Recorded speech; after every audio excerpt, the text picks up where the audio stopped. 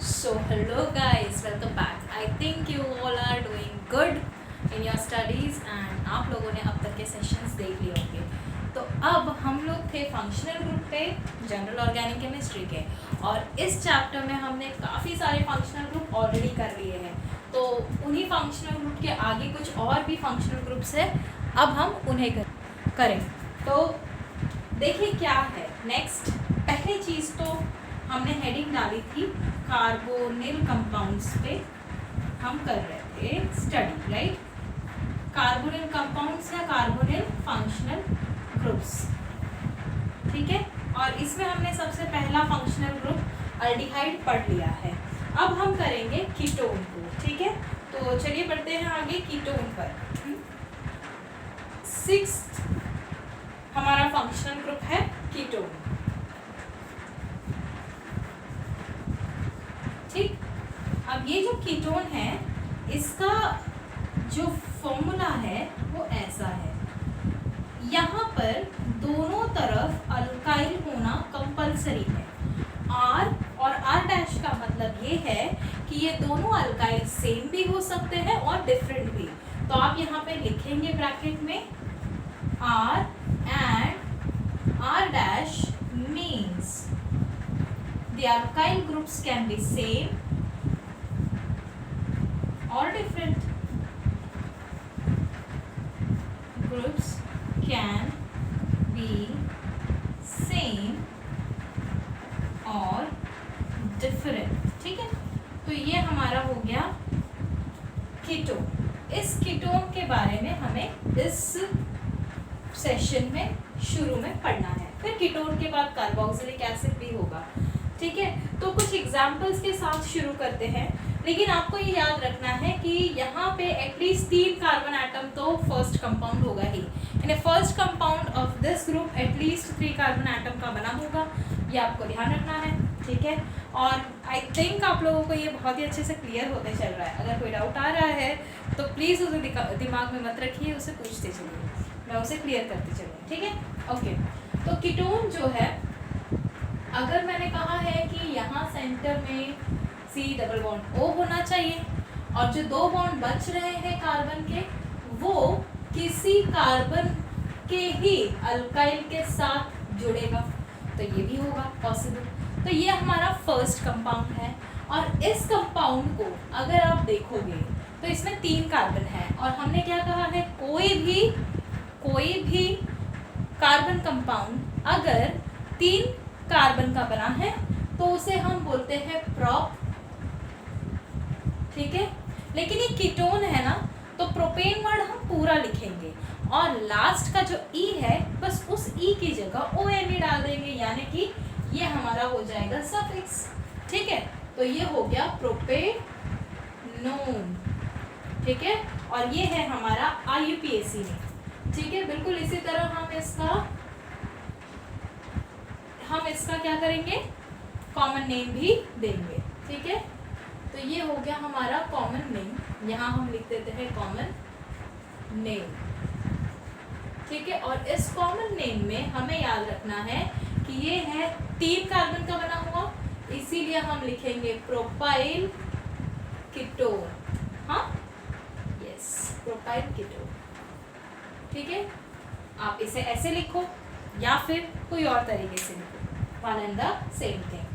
इधर पे आपको नोट करने की बात है कुछ, तो यहाँ पे आपको नंबर ऑफ कार्बोनिल ग्रुप देना पड़ेगा. जैसे ये हमारा हो गया फर्स्ट, सेकेंड, थर्ड, हमने एक सीरीज में नंबर दे दिया. तो ये कार्बोनिल ग्रुप कहाँ आ रहा है, तो ये सेकेंड नंबर पे आ रहा है. तो आप लिखोगे प्रोपेन 2ONE. तो ये आपको याद रखना है, ठीक है. इस तरह से आप नंबर दे सकते हो, ठीक है. तो ये हो गया प्रोपेनोन, ठीक है, या प्रोपेन का एक कंपाउंड, कीटोन का एक कंपाउंड, ठीक है, जिसका हमने IUPAC भी देखा और कॉमन नेम भी देखा. क्लियर है. तो इसी तरह से हमारे और भी कंपाउंड्स आएंगे कीटोन के, जो आपको आराम से एक एक स्टडी करना है. क्लियर है. तो आपको ये नंबर देना बहुत ज़रूरी है. एक एग्जाम्पल और हम इसके साथ ले लेते हैं.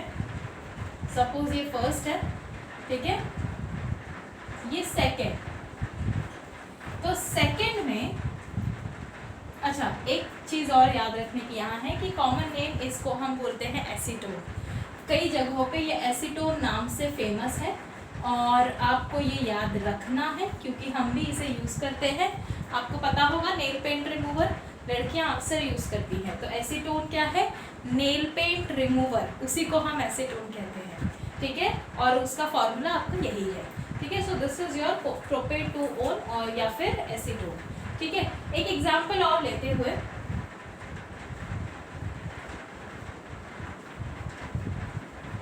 अगर मैंने ये एग्जांपल लिया, ठीक है, इसमें 4 कार्बन एटम्स हैं। देखने में तो बड़ा आसान है, ये ब्यूटेनॉन लिख सकते हैं, लेकिन इसमें हमारे कीटोन के ग्रुप को कितना नंबर मिलेगा? फर्स्ट, सेकेंड, थर्ड या फर्स्ट, सेकेंड?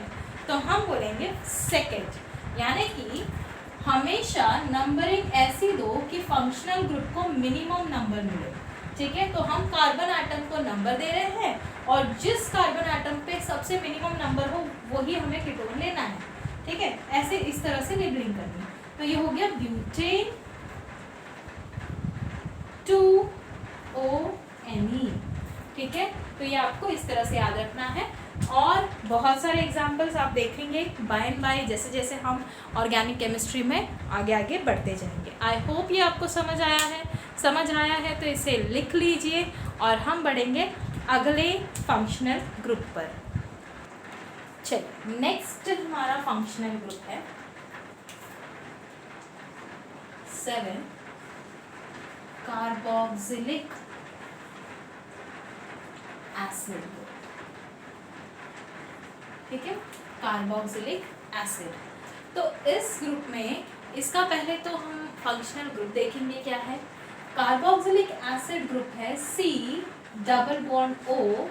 OH, तो यानी कार्बोनिल कंपाउंड ये भी हुआ, ठीक है, क्योंकि इसके पास C+O है, तो जहां भी आपको ये दिखे वो कार्बोनिल कंपाउंड है, याद रखिएगा, ठीक है। So this is your carboxylic acid group and in this group you will be either taking H और R हियर, ठीक है। तो यहाँ पे वैलिड है। सिर्फ कीटोन में आपको कंपल्सरीली दोनों साइड R रहेगा, यानी अल्काइल रहेगा, पर अल्डिहाइड होने दो या फिर कार्बोक्सिलिक एसिड होने दो, इसमें आप हाइड्रोजन रख सकते हो।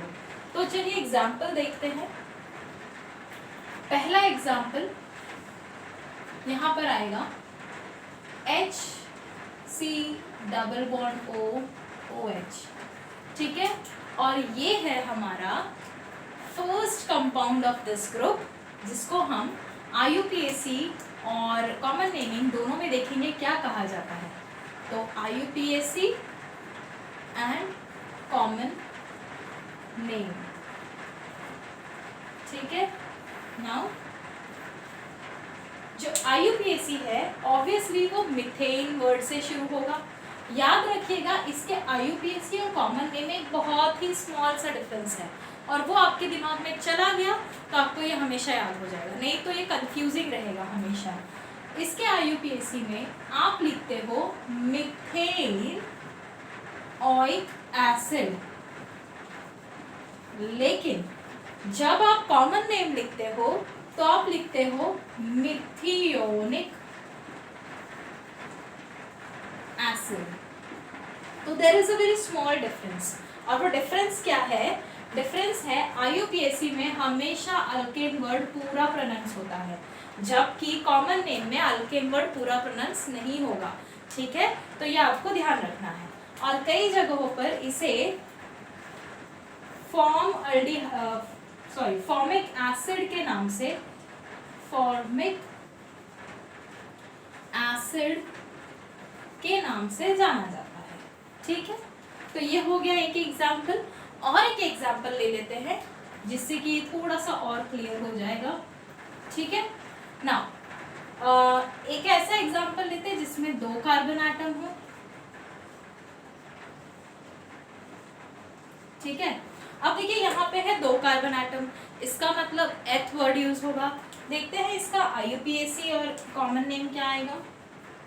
IUPAC एंड कॉमन नेम, ठीक है। IUPAC होगा इसका इथेनॉइक एसिड। यहां पर भी आप देख सकते हो कि इथेन वर्ड पूरा प्रोनाउंस हो रहा है, जबकि हम अगर ये कॉमन नेमिंग में देखेंगे तो ये हो जाता है इथियोनिक एसिड, इथियोनिक एसिड। तो ऑब्वियस है यहाँ पे इथेन वर्ड पूरा प्रोनाउंस नहीं हो रहा, इसीलिए ये कॉमन नेम है, ठीक है। साथ ही इसको कुछ जगहों पर बोला जाता है एसिटिक एसिड, और ये एसिटिक एसिड याद रखना आपके लिए ज़रूरी है, ठीक है। तो क्योंकि ये अक्सर क्वेश्चन में आ जाता है और हमें पता नहीं होता कि क्या है ये, तो गड़बड़ हो जाती है, इसीलिए आपको ये याद रखना पड़ेगा। आई होप ये आपको कॉमन जो हमारे 7 कंपाउंड्स हैं, फंक्शनल ग्रुप्स हैं, ये याद भी हो गए होंगे और समझ भी आ गए होंगे। समझेंगे तभी तो याद होगा, ठीक है। तो इसके साथ हमारा बेसिक फंक्शनल ग्रुप तो खत्म हो गया, लेकिन कुछ फंक्शनल ग्रुप और है, ठीक है, जिसे हमें पढ़ना है, पर उसे हम अभी IUPAC और कॉमन नेम में नहीं देखेंगे क्योंकि उसमें बहुत लेंदी हो जाएगा। उसे तो हम चैप्टर वाइज बाद में अलग से देख सकते हैं, ठीक है। तो उन ग्रुप्स को, क्योंकि ये यहाँ पे बेस में इम्पॉर्टेंट है, इसलिए ये सातों हमने यहाँ पे कर लिए, लेकिन जो बाकी के हैं वो आपके अलग है, उसको हम चैप्टर्स में देखेंगे, पर्टिकुलर उनके नाम से चैप्टर है तो हम उनको वहाँ पे देखेंगे। तो उनको भी लिस्ट कर लेते हैं, उनके भी फंक्शनल ग्रुप को देख लेते हैं, ठीक है। ओके, तो सबसे पहले हम लेते हैं उन अलग वाले फंक्शनल ग्रुप को। 8th ग्रुप है हमारा ईथर, ठीक है। ईथर कैसे बनता है, तो देखिए ईथर बनाने का बहुत सिंपल तरीका है। आपने देखा अल्कोहल, राइट। अगर मैं इस हाइड्रोजन को रिप्लेस करूं अल्काइल से तो ये हो जाएगा ईथर, ठीक है। Again R and R' can be same और डिफरेंट, ठीक है। 9th वन ईस्टर, ठीक है। तो ईस्टर मतलब जब हम कार्बोक्सिलिक एसिड लिखते हैं ना, तो हम क्या लिखते हैं, RC≡OH, राइट। तो इसी कार्बोक्सिलिक एसिड में फिर हमें वही करना है जो हमने ईथर के लिए किया, यहाँ से हाइड्रोजन हटा देना है और यहाँ लगाना है alkyl. Again these alkyls can be same और डिफरेंट, और ये हो जाएगा आपका ईस्टर, ठीक है। देन है आपका 10th में आएगा आपका अमाइड ग्रुप्स, ठीक है, अमाइड। और अमाइड का मतलब यहाँ पे NH2 लगने वाला है, ठीक है। तो यहाँ पे जिस तरह से हमारे पास कार्बोक्सिलिक एसिड होता है ना, बिल्कुल वैसा ही रहेगा, लेकिन इसमें से बस एक छोटा सा चेंज करना है, हमें OH को पूरा हटाना है और यहाँ पे लिखना है NH2। ये हो गया हमारा अमाइड ग्रुप, ठीक है। फिर इस अमाइड ग्रुप के बाद आता है एनहाइड्राइड ग्रुप, ठीक है। एनहाइड्राइड, नाम से ही पता चलता है कि एक वाटर मॉलिक्यूल यहाँ से निकाला जा रहा है, एक हो दो हो पर वाटर मॉलिक्यूल निकाला जा रहा है, ठीक है। तो हम फिर से लिखेंगे हमारे कार्बोक्सिलिक एसिड ग्रुप को, ठीक है। तो यहाँ पे हमारा OH था, मान लीजिए यहाँ पे कोई भी सेम भी हो सकता है, अलग भी हो सकता है, ठीक है। और यहाँ भी हमारा OH था, ठीक है। तो इस में से अगर सपोज इसमें से अगर एक वाटर मॉलिक्यूल को मैं रिप्लेस कर दूं, वाटर मॉलिक्यूल सपोज ऐसे, ये मैंने एक वाटर मॉलिक्यूल रिप्लेस कर दिया, ठीक है। तो -H2O से ये रिएक्शन नहीं है, बट मैं आपको दिखा रही हूँ कि किस तरह से कार्बोक्सिलिक एसिड से ही आ रहा है। इसके रिएक्शंस, इसके फिजिकल एंड केमिकल प्रॉपर्टीज अलग होते हैं, इसका फॉर्मेशन अलग होता है, ठीक है। तो अभी आपको बस इतना याद रखना है, एनहाइड्राइड के लिए वाटर मॉलिक्यूल रिमूव किया जा रहा है, तो यहाँ पे हो जाएगा RC≡O, O और फिर से C डबल बॉन्ड O और ये R dash C। This is how the anhydride is. तो आपको जो एनहाइड्राइड है वो है ये, ठीक है। तो ये कैसे हुआ, ये दो कार्बोक्सिलिक एसिड से एक वाटर मॉलिक्यूल पूरी तरह से निकालने के बाद हुआ, ठीक है। So this is your anhydride group. फिर है आपका एसिड हैलाइड्स, ठीक है। तो जो एसिड हैलाइड है वो देखते हैं कैसे बनता है। 12 एसिड हैलाइड, ठीक है। तो इसमें भी आपको सेम, आपका कार्बोक्सिलिक एसिड यहाँ पे आएगा पहला, ठीक है, यानी कि RC डबल बॉन्ड OH। लेकिन अगर इस OH की जगह मैंने लगा दिया क्लोरीन या कोई भी हैलोजन, ठीक है, सपोज इन दिस केस मैंने क्लोरीन लगाया है, तो क्या हो जाएगा, ये हो जाएगा एसिड क्लोराइड, ठीक है। तो this is how you can get many other functional groups as well. So this was some, and we'll do one more, that is amine। लेकिन उस amine में भी 3-4 टाइप है, then cyanide and isocyanide भी हम देख लेते हैं, ठीक है। फिर उसके बाद ये हमारा फंक्शनल ग्रुप ओवर हो जाएगा। तो नेक्स्ट है नाइट्रोजन कंटेनिंग एमिनो एसिड्स, ठीक है। नाइट्रोजन containing amino acids, ठीक है। तो in nitrogen containing amino acids में क्या ऐसी बात है, ठीक है। तो देखिए, या नाइट्रोजन कंटेनिंग एमिनो एसिड्स की लिख रही हूँ मैं, या nitrogen containing compounds. Amino acids भी होते हैं, इन्हीं एमिनो एसिड्स से बनते हैं हमारे प्रोटीन्स। तो यहाँ नाइट्रोजन कंटेनिंग कंपाउंड्स मुझे लिखना था, मैंने एमिनो एसिड्स लिख दिया, ठीक है, कंपाउंड्स। ना नाइट्रोजन कंटेनिंग कंपाउंड में आता है सबसे पहला अमाइंस, ठीक है। और ये अमाइंस कैसे बनते हैं, सी, सबसे पहली तो चीज ये होती है कि अमाइन का मतलब क्या है। अमाइन मतलब, देखो हम सब इस मॉलिक्यूल से काफी अच्छी तरह से वाकिफ है ना, यस। इसे हम कहते हैं ammonia. This is nothing but ammonia,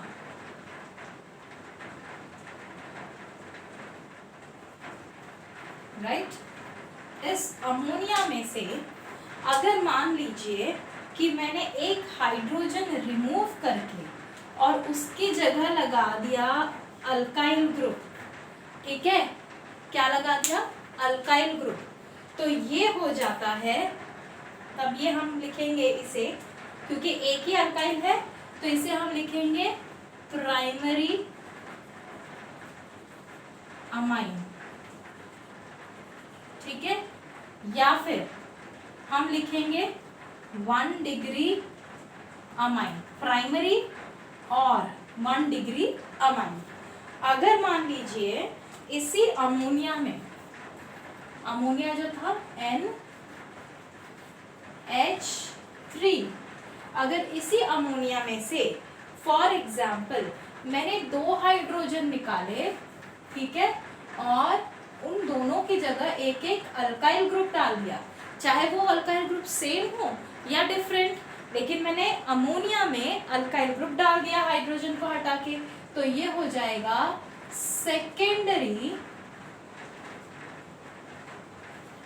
या 2 डिग्री अमाइंस, ठीक है, क्लियर है, फाइन।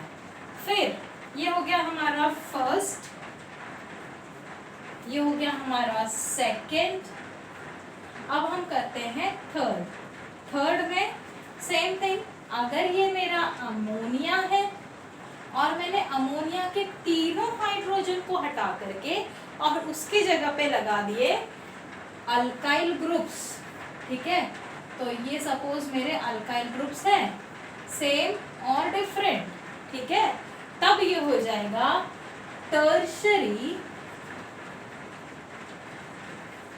या 3 डिग्री अमाइंस। अच्छा, अभी मेरे मुंह से निकल गया था एमिनो एसिड, तो क्यों ना उसे भी यहीं पर देख लिया जाए। तो एमिनो एसिड क्या होता है? तो देखिए, जैसे हम ये अमाइंस देख रहे हैं ना, ये अमाइंस होते हैं बेसिक इन नेचर। तो अमाइंस होंगे बेसिक और एसिड होगा एसिडिक, और ऐसा कंपाउंड जिसमें बेसिक और एसिडिक दोनों ही आयन हो उसे हम कहेंगे एमिनो एसिड। सिंपल। और इन्हीं से बनते हैं हमारे प्रोटीन। ठीक है, फॉर एग्जाम्पल मेरे ख्याल से आपको ज्विटर आयन नाम का वर्ड भी सुना होगा इन बायोलॉजी, नहीं तो बायो में पता चल जाएगा, नहीं तो भी मैं बता दूंगी आगे हमारे आगे के चैप्टर्स में, आगे के पॉइंट्स में। ठीक है, तो जैसे फॉर एग्जाम्पल मैंने एक सिंपल सा एग्जाम्पल ले लिया कि कोई कार्बन चेन है। इस कार्बन चेन के एक एंड पे मैंने लगाया है NH2 और दूसरे एंड पे है कार्बोक्सिलिक एसिड, राइट। तो क्या आप देख सकते हैं यहाँ पे बेसिक भी है और एसिडिक भी है। थोड़ा बैलेंस करते हुए ये हाइड्रोजन हो गए इनके। ठीक है, so this is a complete compound, this is nothing but an amino acid. ऐसे लगभग या कह सकते हो मिनिमम 50 एमिनो एसिड जब एक चेन में लगते हैं तो एक प्रोटीन तैयार होता है। यानी कि प्रोटीन एमिनो एसिड्स का पॉलीमर होता है, और किसी प्रोटीन में 50 से काम हो गया, किसी में 100 एमिनो एसिड लगते हैं, किसी में उससे भी ज़्यादा। तो आप इमेजिन कर सकते हो कि कार्बन कितना लंबा चेन बनाता है, यानी कैटिनेशन कार्बन की कितनी परफेक्ट है। ठीक है, तो यही है एमिनो एसिड। एमिनो एसिड क्या है? जहाँ पे एमाइंस और कार्बोक्सिलिक एसिड दोनों हैं। इसके साथ हमें ये देखना भी ज़रूरी है कि साइनाइड क्या होता है, आइसोसाइनाइड क्या होता है और आइसोसाइनेट क्या होता है। ठीक है, चलिए देखते हैं साइनाइड। पहले हम देखेंगे साइनाइड, फिर देखते हैं आइसोसाइनाइड, और लास्ट में एक बहुत ही अच्छे एग्जाम्पल के साथ हम देखेंगे आइसोसाइनेट को।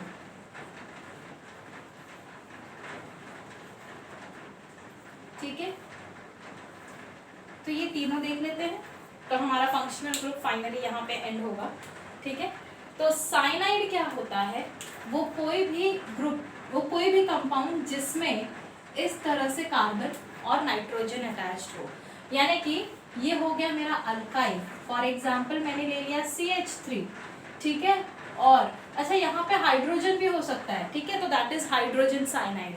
ठीक है, यहाँ पे हो गया CH3, और ये कैसे आपस में बॉन्डेड है? तो ये इस तरह से आपस में बॉन्डेड है, तो ये हो गया मिथाइल साइनाइड।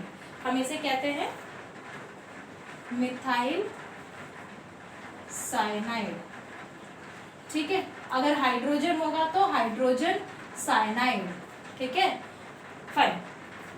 आइसोसाइनाइड क्या होता है? तो आइसोसाइनाइड होता है N डबल बॉन्ड C, और यहाँ होगा आपका अल्काइल ग्रुप। यहाँ भी हाइड्रोजन हो सकता है। ठीक है, लेकिन आपको ये याद रखना है इस चीज में कि ये जो कार्बन है ना यहाँ पे, ये हाइब्रिडाइजेशन हुआ ही नहीं, इसीलिए वो दो बॉन्ड में सेटिस्फाइड है। ठीक है, तो यहाँ पे क्या हुआ है? हाइब्रिडाइजेशन नहीं हुआ, क्योंकि अगर हाइब्रिडाइजेशन होता तो 4 बॉन्ड बनाता, राइट। ओके, तो यहाँ पे एग्जाम्पल हम ले लेते हैं CH3N डबल बॉन्ड C। तो ये हो गया आपका मिथाइल आइसोसाइनाइड। ठीक है, यस, बिल्कुल सही पकड़े हैं आप। आइसोसाइनेट हमने कई बार ये एग्जाम्पल लिया है भोपाल गैस ट्रेजेडी को डिस्कस करते वक्त लाइव सेशन में, राइट। बिल्कुल वही मैं बताने वाली थी कि मिथाइल आइसोसाइनाइड क्या होगा। ठीक है, तो क्या होगा? CH3N double bond C double bond O. So now this is nothing but methyl isocyanate. I hope this was quite interesting. ठीक है, मिथाइल आइसोसाइनेट। और यही वो पॉइजनस गैस था जिसने कई लाख लोगों की जान ली थी।